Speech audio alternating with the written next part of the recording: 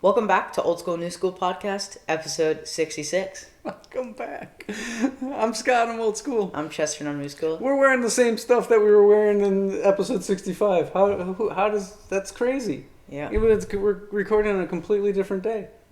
Sure. Let's talk about college football. Playoffs. Jumping right into it. What was your most surprising thing about the quarterfinal matches? My most surprising? Mm-hmm. Oregon getting blown out the water. I think that's everybody. Because a lot of people actually were picking Ohio State to win that game. And I'm not saying Ohio State wasn't gonna, I picked Oregon to win. However, I didn't think Ohio State would just destroy. 41-21. Sure, it's a little bit closer, but that's not a close game. And the game was really 41-10. Ohio State took their foot off the gas in the second half. They could have probably scored 70 points if they wanted to. They could have easily put up 55. Yeah. Without Oregon had didn't have an answer. It was 21-0 before anybody knew anything. Dylan Gabriel looked bad. Yeah, I mean, I don't know. Yeah, the game's over at half. Yeah, I think that everybody was very surprised at that. Yeah. I thought Arizona State putting up a big fight against Texas was great. Beginning of that game looked over, Yeah, and then they went for 4th and 9 at their own 20-yard line. Who's coaching? Dan Campbell or something? Scatterboo. Yeah. What do you think of him? I don't know. I kind of like him. Yeah, he's crazy. He's like a bowling ball. Yeah, he is built like a bowling ball. It's great. But it's just fun to see these teams that you don't hear a lot about. And it's great that they were picked absolute last to come out of the Big 12. They won it. I think they deserved that 4 seed. Yeah. There's all this talk about with all the bye teams losing. Yeah. Was it beneficial? I don't know, man. It's a long season for these kids. Yeah. I think it was more about the matchups than anything else. Yeah, I feel Georgia, as much as you don't like Carson Beck, him getting hurt was a huge thing. I don't know, dude. In the Texas game, the SEC championship, they looked the exact same. So all right. I don't think that's really. Yes, sure, backup quarterback is a little different, Yeah. It is fun to see. Go ahead. I'm sorry. I do agree with the matchups thing, though. The fact that Oregon, who got the 1 seed, who went 13-0, has to play Ohio State. I think that's a little weird. But who knows? Yeah, I don't know. Based on you were gonna have to play them sooner or later. Right. You want to get crushed now. Right. You want to get farther, but. If that game moved to the championship game, do you think there's any difference? No. I don't either. You were gonna have to play this team, so I don't. I do the SEC fans. Yeah. Kind of. Oh, Alabama should have made it. It's not looking great, and I said this to you. I don't think we talked about it because we don't talk about college game very often, but. As much as I think the transfer portal and NIL has completely gotten out of hand, the one good thing I think that happened is it has leveled the playing field, especially in the SEC, where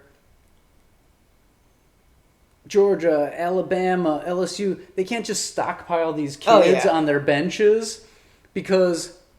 You used to not be if you transferred, you used to have to sit out an entire year. So you'd lose lose 2 years of eligibility before you play. Not of eligibility, but before you could even play again. So you're just older. But now, so I think that everybody's and the rank. This is why rankings are so screwy because at the beginning of the year they rank all these SEC teams and then they play each other so they don't drop out. Yeah. Because you beat a really tough team. You don't know about this. It brought those teams down. Alabama is not going to be the team they were for the last couple decades. And I think that's good for the kids overall. I still think NIL is still a disaster, and they need to put a cap on this in some way, and they got to figure out the transfer portal, and they have to stop giving kids extra years of eligibility. Like, I'm serious. Like, 5 years max. And that includes if you get injured. If you get injured 1 year, you get that red shirt. But you don't keep getting, like...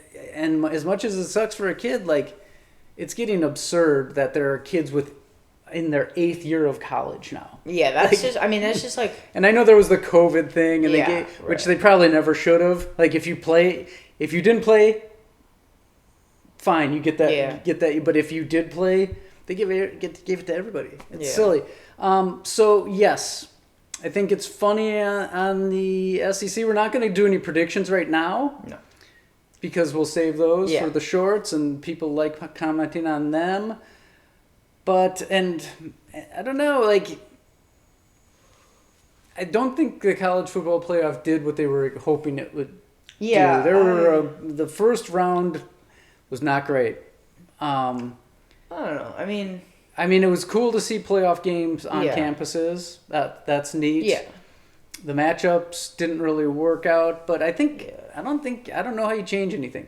Like, I still think Indiana goes, like, even though, like based on what we saw, and people will be like, oh, players sat out. I'm like, then that's on you.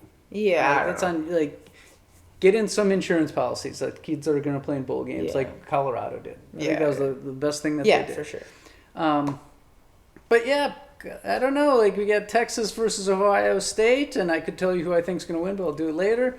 And Penn State, Notre Dame, an epic clash of blue bloods. So I will say one thing is that if Notre Dame wasn't a conference, I think they would have gotten the bye and probably would have won. If you switch Georgia and Notre Dame. Yeah, they don't deserve it. Join the conference. Yeah, but I'm saying, like, they would have been a bye team to win if they did. If you have the exact same bracket but you put Georgia against Indiana. Yeah. I still think, but maybe it's something about the matchup. Yeah, I don't really. I think they expected something different to happen with the college football playoffs. I think they expected it to be more competitive. Yeah. Tennessee getting blown out by Ohio State did not help.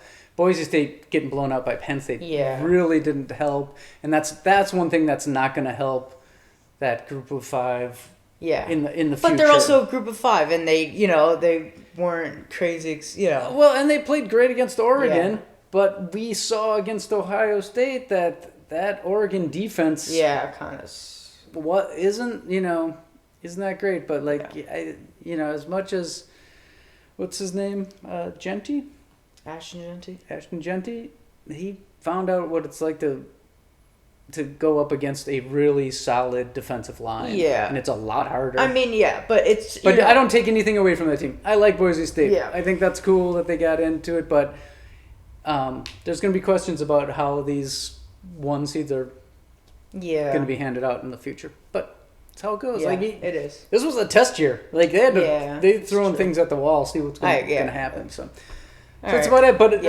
I'm excited for both semifinal matchups. Yeah. I think both will be good games. But I think Penn State Notre Dame will be a good game. You think? That's not okay. But okay. I suspect that you suspect that Texas is a little suspect. Yeah, close-ish game to Clemson. Very close game to Arizona State. Mm-hmm. Granted, they easily could have lost that game. Yes, indeed. But they also could have won. They missed a game-winning field goal. So, but I guess Arizona State also missed field goals. So it's all that. But yeah, a little close. I think they'll be good. I'm excited for them. I think it'll be a good.